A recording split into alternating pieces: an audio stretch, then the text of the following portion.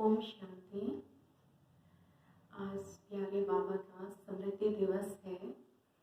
जिन भी बच्चों ने साकार में बाबा से पालना ली, ऐसा अनुभव होता है। उनके अनुभव जब हम सुनते हैं तो ऐसे लगता है जैसे हम भी बाबा के अंग संग रहे हैं।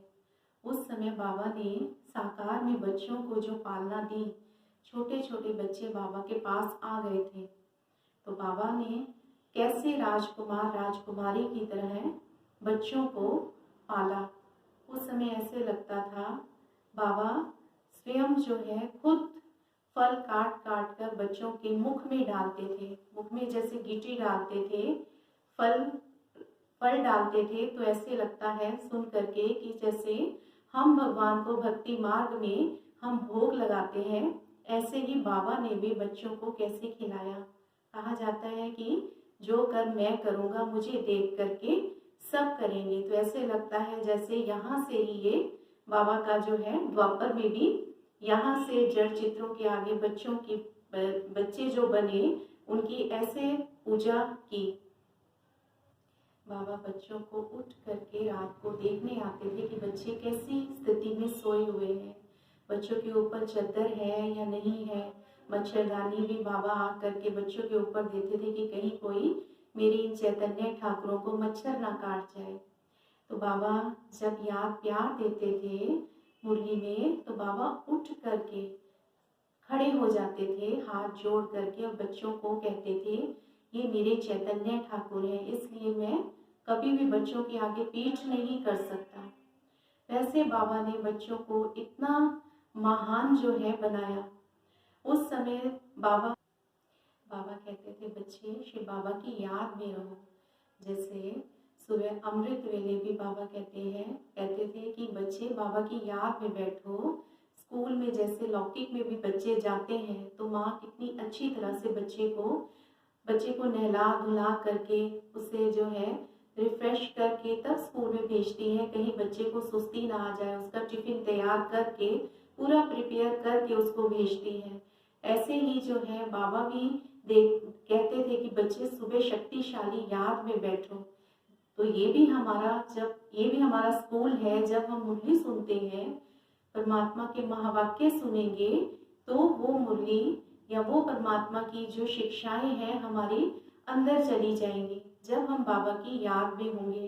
बाबा कहते थे जैसे सूरजमुखी का फूल है, वह जब सूर्य की तरफ उसका हमेशा मुख रहता है, तो बच्चे सुबह से लेकर आपका जो अंतर मन है, आपका जो अंतर्मुखी मन है, वो भी बाबा भी ज्ञान सूर्य है, तो शिव बाबा की तरफ ही आपकी बुद्धि जो है, आपका ध्यान लगा रहे।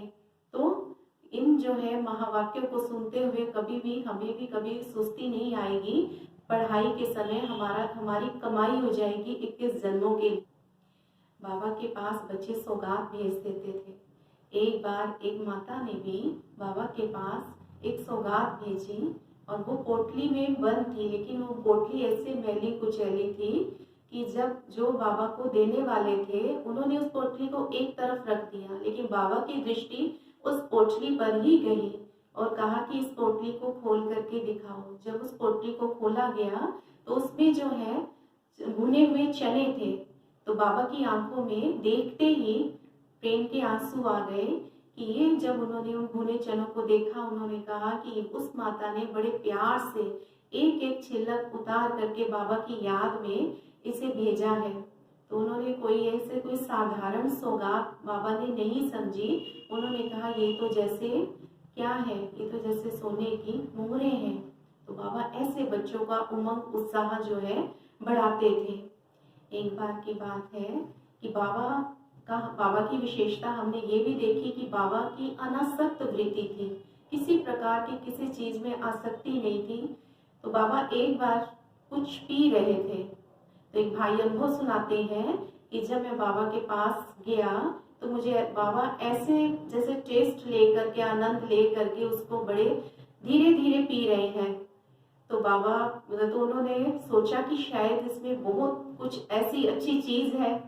तो उन्होंने बाबा से कहा कि क्या है इसमें। तो बाबा ने कहा लो बच्चे पियो इसे। तो उसमें देखा वो करेले का जूस था।